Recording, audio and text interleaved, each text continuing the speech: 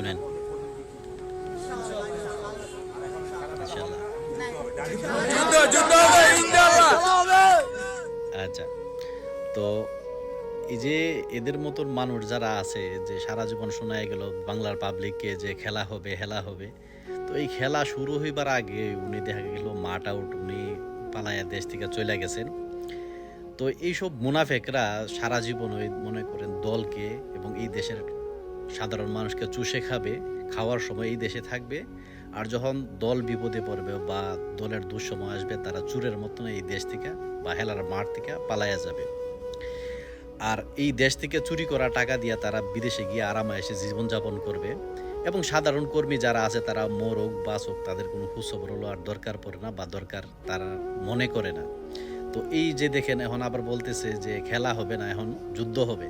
তো যুদ্ধটা করবে কি আপনাদের মতন এইরকম মুনাফেক দলের মধ্যে আছেন, সুবিধা ভোগ করার সময় সবার সামনের কাতারে, আর যখন সুবিধা পাইবেন না তখন বিদেশে গিয়ে আরামায়েশ করবেন, আর সাধারণ কর্মীরা এই দেশের মধ্যে মরবে, এই দেশের মধ্যে যুদ্ধ করবে। তো আপনাদের মতন মুনাফেকরা কথা কম বলাই ভালো, বিদেশে আছেন বিদেশে থাকেন। ধন্যবাদ।